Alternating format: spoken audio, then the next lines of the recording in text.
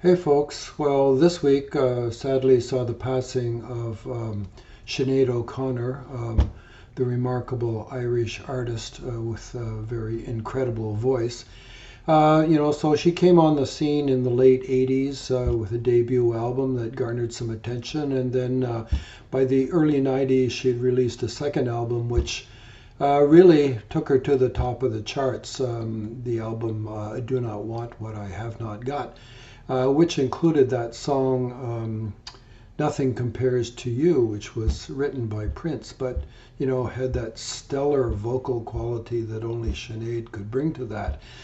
So, she entered our hearts probably with that song and remained there for many years and has worldwide fans. So, over her life, though, it was troubled and contentious. She grew up in a family where her mother was, both physically and emotionally abusive. Her mother died in a car crash when Sinead was relatively young as well, too.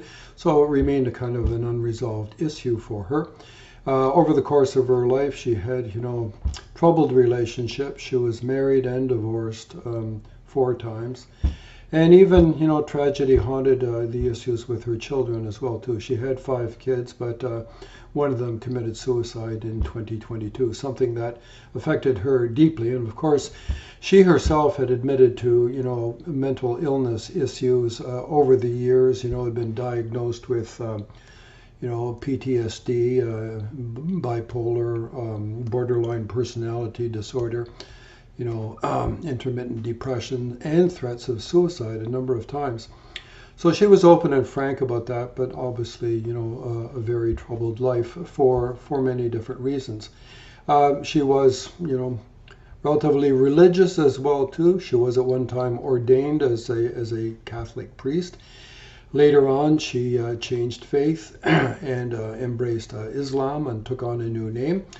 And she's been in and out of the spotlight for all kinds of reasons, aside from her music as well too. She was something of an activist, and at one point, endorsed the Irish Republican Army, and then retracted her support. At one time, declared she was a lesbian, and then she retracted that and said, "Oh, I'm not totally a lesbian. I'm 3/4 heterosexual," etc., etc. So she was fond of making, or prone to, I should say, making outrageous statements, and then with afterthought perhaps retracting them. Well, be that as it may, she was still a brilliant talent and yet a troubled soul at the same time. So enough of the preamble and the biographical review. Let's have a look at her horoscope. Okay, so here we have the chart of Sinead O'Connor. According to Astrodatabank, her birth time was 7:37 in the morning. There seems to be some doubt about that, but be that as it may, this seems to be a workable horoscope. So let's get into this. The first thing we're going to see in the Kendras, we find Saturn in its own sign in Aquarius in the 4th house. So this constitutes one of the Pancha Mahapurusha yogas. Sasha yoga specifically.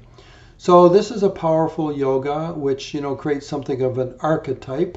The person can be extremely organized, austere, something of a loner, a solitary, an ascetic in some respects, but also strong for the very same reasons, strong like iron. And it is a mark in some respects of leadership as well, because it epitomizes some of these great qualities of Saturn in terms of endurance. Now, what else do we see? Sun and Mercury in the ascendant together. This constitutes a valid form of a Buddhaditya yoga. So basically, that's a mark of critical acumen or intelligence or cognitive skills. What else? Notably, perhaps, after the Sasha Yoga, perhaps the most significant yoga in her chart is the exchange between Mercury and Mars. So this is a Parivartana Yoga, Mars in Virgo, Mercury in Scorpio. And it goes some ways to explaining her somewhat combative stance in many aspects of her life, whether it is, taking on the political establishment, the religious establishment, even the music establishment at one point, the regimes of marriage, and so on and so forth. She railed against them all. And I think, if you entertain this notion that with a Parivartana, you can imagine in your mind's eye Mars moving into the ascendant and residing where Mercury sits while Mercury goes into the 11th house. Then you get that Mars in the first house, which sort of, describes some of the antagonistic or combative style that she had. At the same time, then you would have virtually Mars in the first would aspect virtually that Saturn in the fourth, while Saturn in the fourth literally aspects the first house, where Mars by exchange would reside. Now, that constitutes something of a self-destructive tendency. When we see it in the horoscope in its obvious forms, Mars and Saturn together, Mars and Saturn opposed by mutual aspect, especially if they involve the first house or the first lord, you can raise this specter of self-destructive nature, self-harm, and even that can be a signature for suicide. Let's not jump on a bandwagon and go crazy with this notion, because we need more than a single, shred of evidence in order to form that thesis. Is there more? Yes, there is. I'll get to that in just a moment. Another significant yoga for her is the Moon and Jupiter in mutual kendras. Now, this Jupiter is very strong. Jupiter exalted and retrograde, therefore bright in its retrogression cycle in the 9th house. And this goes a long way to explaining, some of her strong beliefs around Catholicism and then subsequently Islam, and her especially very vocal positions, moral positions on, the state of the Catholic Church, especially with respect to child abuse. These are, significant. There's not many, but these are all major yogas that go some way to describing, her nature. Now, Venus in the first house, can bestow, aesthetic and artistic capacities. Venus aspects its own 7th house, and although her relationships were troubled, she had an adoring fan base. So, when we talk about relationships, we can be talking about intimate personal relationships, but we can also be talking about relationship with the world in general. So Venus aspecting its own 7th is, somewhat indicative of that. Jupiter aspects its own 5th house, and that can indicate the creative skills, her writing skills, her performance capacity. And Mars from the 11th aspects its own sign in the 6th, Aries in the 6th, and that can reflect a combative nature. Competitive, let's say, is the most benign thing we could dub that with, but also combative at the same thing. Now, I said after the exchange between Mars and Mercury, we can imagine Mars, a virtual Mars, let's call it, in the first house, and then you would have that Mars-Saturn mutual aspect, on a virtual level. But this is a valid way of looking at Parivartana Yoga. I talk about this at some length in my book, Parivartana Yoga. Now, that aside, I say that we need to see more than one thing, as evidence of a mind so troubled that one would contemplate suicide. Well, part of it can be found by examining the 4th house. Now, 4th house is the domain of what we call the manas.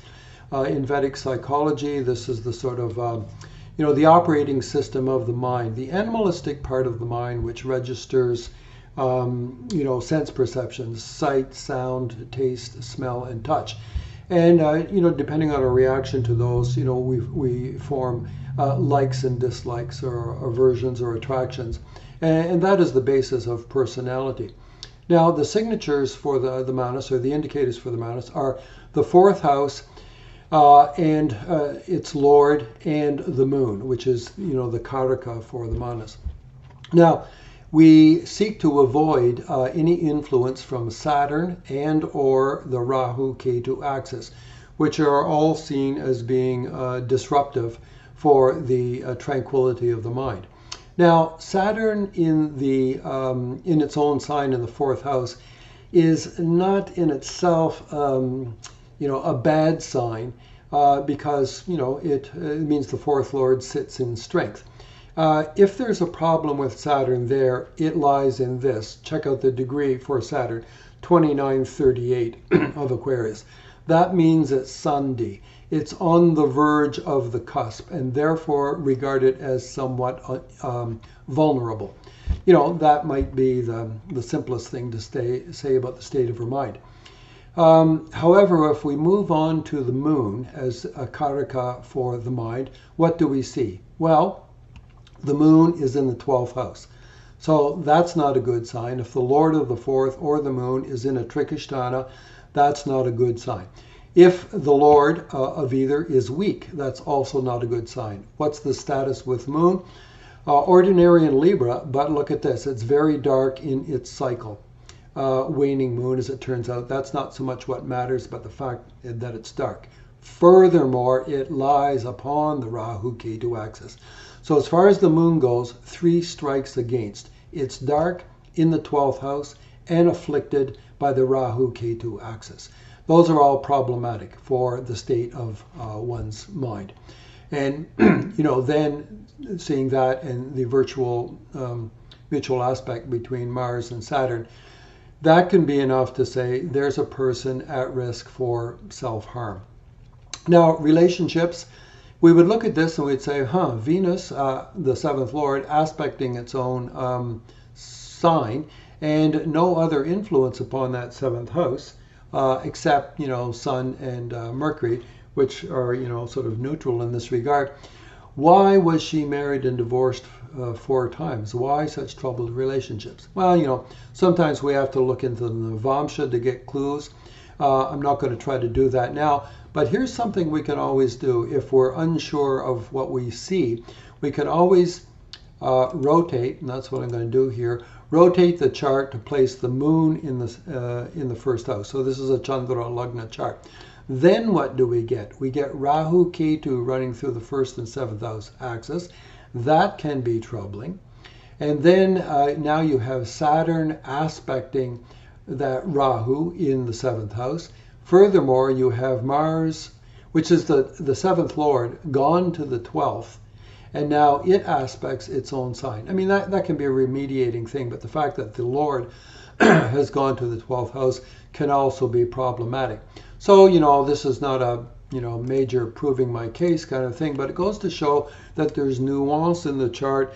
If you need to seek greater clarification or some sort of hint of what else might be going on, do not hesitate to rotate the chart into the Chandra Lagna position.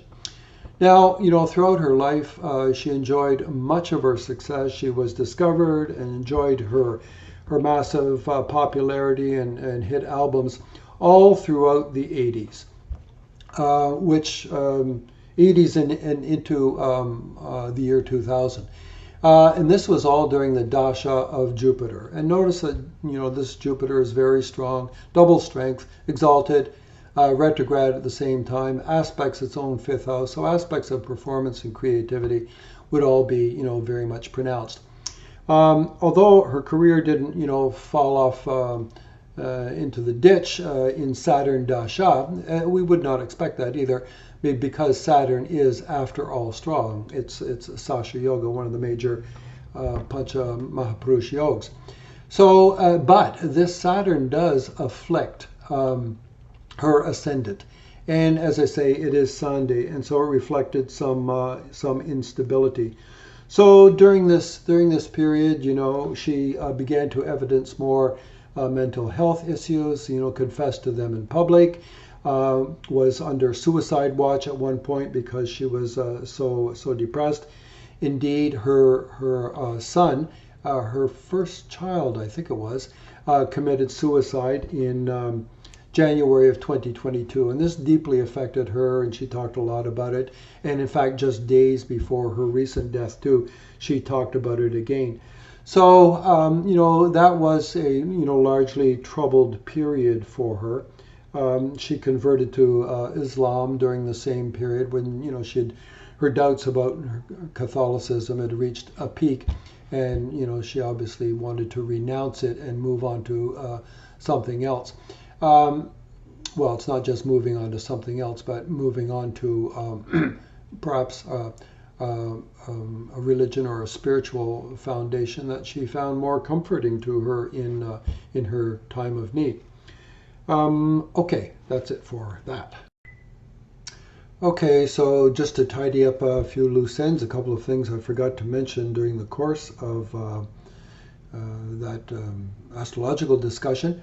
In our horoscope, picture that dark moon in the 12th house on the Rahu-Ketu axis, which I characterized as, being one indicator for a disturbed manas or an unsettled mind.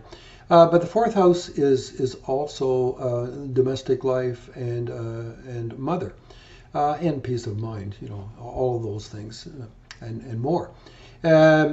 Interesting to note that her mom died during Rahu Dasha Moon Bhukti. So in the Bhukti of that weak, poorly placed and afflicted moon, her mother died. So moon is Karaka for the mother. That's part of that.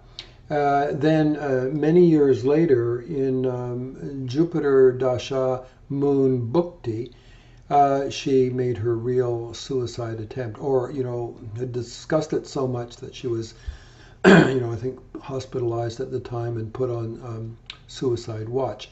This too occurred during the Bhukti of the moon. So it could be that, throughout the dashas of her life, moon Bhuktis were for one reason or another very troubling for her and, disturbing, the framework of her mind and her threatened, domestic circumstances, and so on and so forth. There were happy and successful times, however, too, and most notable among those was that album number 2, I Do Not Want What I Do Not Have, which had that hit song, Nothing Compares to You, where she really broke big, and that album sold hugely and made her a massive international star. Well, that happened in the conjoined periods of the two most powerful planets in her chart. It was in the dasha of Jupiter, which is beautifully placed, 9th house, exalted and retrograde, aspecting the ascendant, aspecting the first house and the 5th house, and in the Bhukti of Saturn, which forms the Sasha Yoga, and also aspects the ascendant. So the ascendant is seen as that place indicating name and fame, along with a number of other things. So during their conjoined periods, Jupiter Dasha, Saturn Bhukti, that was when she shot to world fame. So, the magic of the Vimshotri Dasha sequence and its sub-periods, the Bhuktis, really can be, stunning in many instances. All right, that is really the end of it for today. Okay, see you later. Bye.